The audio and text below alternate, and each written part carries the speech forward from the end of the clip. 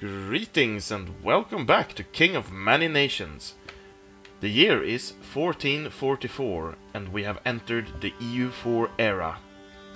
And today I'm going to show you the world that we're going to be playing in and all the changes I've made to it. So, I started out by making a official conversion and then I looked it over thoroughly and made changes accordingly. I have stayed true to the original conversion. I have not changed much, but I have changed a few things. I've based my changes on a few observer games that I've let run by themselves. I've run 3 observer games to see if any particular nation was overpowered or if any particular thing happened too often that I didn't like. So, this is what I came up with. The world looks like this, well, Europe at least. Europe is the part we have converted. The first thing I did was to switch tech groups for most nations. Mali is in the sub-Saharan tech group, because unlike last time, there is not a heavy Bedouin presence down here, so I figure that they would be more close to their historical selves. And I have noticed that the converter is very happy giving Catholic nations the Western tech group. And seeing as everyone is a Catholic, except for these two Nestorians here, I found it incredibly unfair that only these two nations here would have the Eastern tech group. So I basically used my logic and I added more nations into the Eastern tech group. The Eastern tech group is basically everything east of this border here, except for Finland and Karelia and the Teutonic Order. They are Western, and Karlsland and Greater Poland here is Western as well. But Byzantium, Bulgaria, Hungary, Galich, Lithuania, Armenia, all of these minor states here, they are all Eastern. And in the case of Byzantium, it's sorely needed. Byzantium is possibly the most powerful nation in this conversion, though they are not as powerful as Italy was in Alea Jacta Est. So, some other changes I've made. I have messed around with the cores in the Holy Roman Empire, because this was a mess. You can take a look at the Holy Roman Empire here. This is the size of it. I have re-added some provinces into the empire, namely the vassals I gave to England, Thuringia and Salzburg, to give the emperor an incentive to take them back. And speaking of that, before I go on about the Holy Roman Empire, as I said in the previous video, every exclave has been made into a vassal. So England, for example, does not hold any mainland provinces in Germany. Instead, it's a vassal here. It is a Dutch vassal, and this is also a Dutch vassal. The same thing with Byzantium.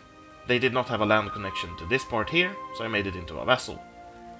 More examples are all of these. Vaspurakan and Derbent are vassals of Bulgaria.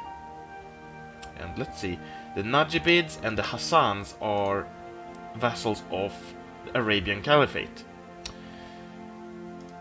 So, in the Holy Roman Empire, I have messed around with the cores, as I said. Frisia used to have loads of cores all over the place. So I switched them over, one by one, with Lotharingia and the other offending nations, until we had something that looks like this. And as you can see, there's not as many minors as in the real-life Holy Roman Empire, but there's still... let's see here, 19 princes. And more can be released. There are quite a few releasable ones, as you can see here. Domaslike, Velsen, Bavaria, West Friesland, Upper Lorraine, and all manner of things. Saxony, Lübeck up here, and Holstein.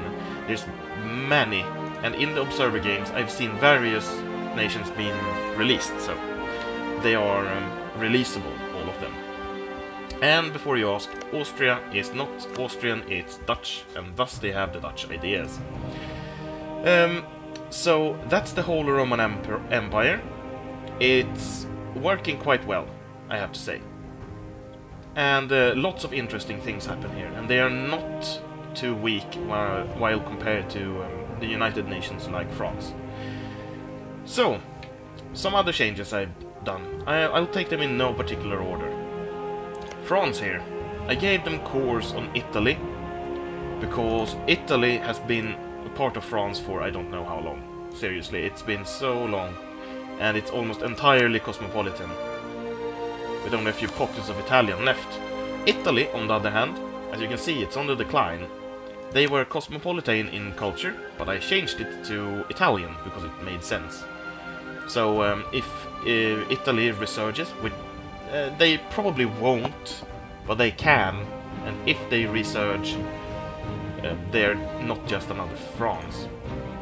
I also changed the culture of some of the nations here. The ones with predominantly German populations are now German in culture as well. I also switched the Company of the Hat to German, for obvious reasons. The converter does not handle dominant cultures very well, and prefers to orphan them if they have nowhere else to go, which is silly. And then, let's see here. Oh, I've messed around a lot with the ideas in general. So, all nations get appropriate ideas. There are a few that still have the normal national ideas, like Carinthia here. Unfortunately, there were no ideas that suited them. They are Croatian in culture. Also, I made sure that the Arabians here got ideas as well. They have Arabian ideas, because for some reason the standard scripts just don't bite. So I had to generalize them and make them work. I've moved around a few cores here, and yeah, I think it's time to talk about some of the cosmetic changes I've done. I have switched the colors of a lot of nations here in the Holy Roman Empire, because the game made them all black, basically. Because a lot of nations here are grey or black in CK2, and thus they are grey and black in EU4. So I switched it over to like purple and dark blue and stuff like that. I also switched out Rus because, seriously, it's not even Russian. They are Mordvins. So I named it Mordva after some Wikipedia research and gave them a nice color. This is probably the color of their culture in CK2. Mainly, I did that for fun.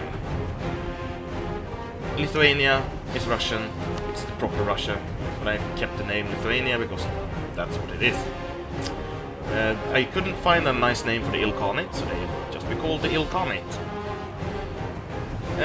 I did switch the name of some Arabian nations down here because these were the Ubayyids, I think. But it's much cooler having the Arabian Caliphate on the map. Because then you know what it is, and then you know why it has claims all over Arabia and North Africa. I also named Egypt Egypt, for obvious reasons, and I did name this the African Sultanate. Because they do have a heavy presence up here in North Africa, and they can even become a colonial power. Speaking of colonial power, I have added in the exploration ideas for a lot of nations to make sure that the colonial race is interesting. I made sure that all the major European nations had it, like Frisia, France, Aquitaine, Portugal, Galicia, Aragon, England, even Denmark and Finland, I think, but Finland gets it really late in the game. Byzantium does not, but that's to limit them. They are already incredibly powerful. I also added the exploration ideas for the African Sultanate, and later on for the Arabian Caliphate, when they have reached, I think, their next to last idea group, they will take exploration. There were many cultures converted over from CK2, Bulgar, Pechnig, and a few others. And I made sure that they have appropriate tags. I took some vanilla hordes and restructured their cultural preferences, so if Kumans, for example, decide to liberate themselves, they will form Nogai, I think. So I set Nogai as having Kuman culture. And the Pechenegs are, I think I picked the Kasin Khanate for no particular reason, and Khazar is Khazaria. And, of course, the rest as well. Let's see. I have done some other things. Yeah, I've messed around with the cores here. I gave the Teutonic Orders stuff to the Knights, and also Scotland's stuff, and all the other random things down here, to make it less random and arbitrary, because EU4 is much more determined. If you have a random core down here, chances are you're going to get it back in a war, and then leave it behind, and then release it as a vassal, and then get it stolen, and then returned later, and it makes the map look really awful. Anyway, this nation here, it's not going to last. It's not lasted beyond 10 years in any playthrough, or well, automatic playthrough. Observer game, that's what I was looking for. I've done a lot of other things. Let me just look at my paper here. I have done a little list. Most of the stuff I've already covered, but just to make sure.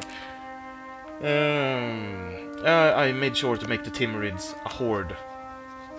I gave them the nomad group, and they are steppe nomads, because they were steppe nomads, and they had the Muslim tech group, and steppe nomads, Muslim tech group, and they had something else. Something weird. Yeah, they had Turkish ideas, because they are, of course, Turkish. So I made sure they have Timurid ideas instead, because they are the Timurids after all.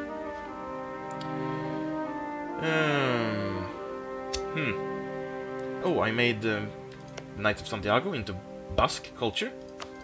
Otherwise, they just get a revolt immediately and Navarra forms, and I thought that was unnecessary.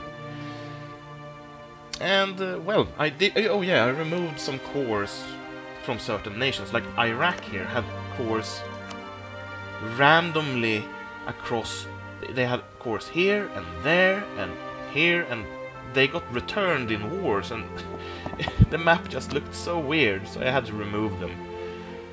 I did the same for a lot of random nations. I did leave Bosnia's core on Bosnia, though. I believe. Yeah, Bosnia and Don Kirai. They still have that. And Armenia and Kartli. As you remember, Armenia and Kartli were north and south of each other. But when I converted it over, I noticed that their capitals were down here, like this, and then the rest of the nations were up here. So I decided, well, they were brothers in the game, so they just divided up the territory by switching out a province. So Armenia moved its capital up here to Astrakhan, and Kartli got Imereti. I think it was Imereti. I have actually been looking into ways of making Byzantium less solid, but it's quite hard.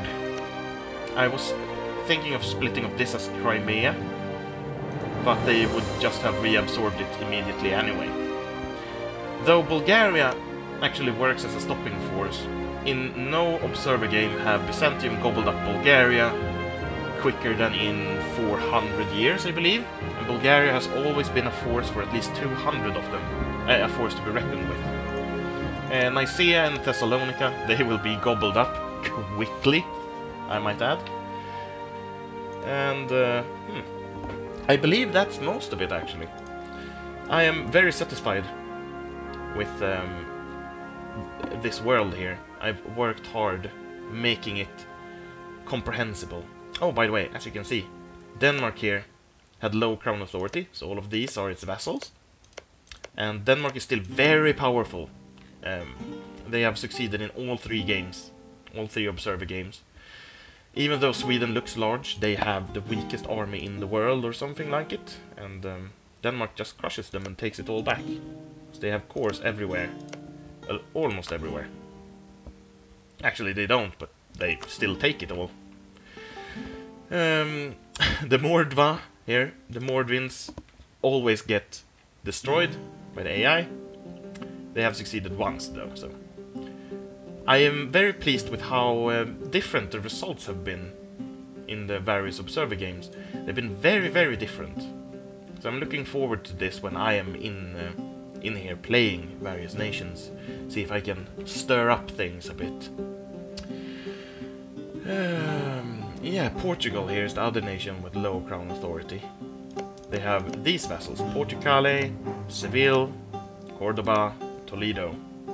I did some core switching here as well because one of, I think it was Portucale, had Murcia, and I didn't want them to be so disconnected, so I just gave it to Cordoba. Doesn't matter much, but it looks nicer. I also renamed these guys here to Moretiana, or Mauretania. They still have their cores, though they seldom recover them, as these are both vassals of the Arabian Caliphate. Oh, I am using a mod that I found that I really like. It's called Colonial World, and it was quite buggy and not updated for a while, so I updated it manually. This is one of the reasons I ran an Observer game, because I wanted to see that everything worked. As you can see, there are new colonial regions everywhere, and the colonial regions in this area here, as well as Manchuria, had the wrong localization. So it was really good that I tested it out, because otherwise we would have been stuck with names like string ID names, like colonial underscore nation underscore Manchu here, and it would have been impossible to change unless I rolled back the save and fixed it.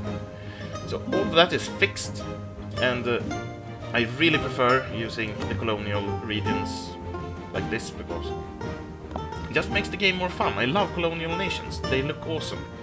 They are awesome.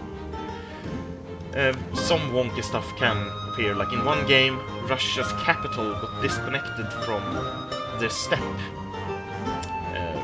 Moskva got encircled, and therefore a colonial nation was created, and then an event that comes with Colonial World kicked in and absorbed it, because it bordered their mainland provinces, which makes sense. But then it immediately became a colonial nation that got reabsorbed. But that will hopefully not happen.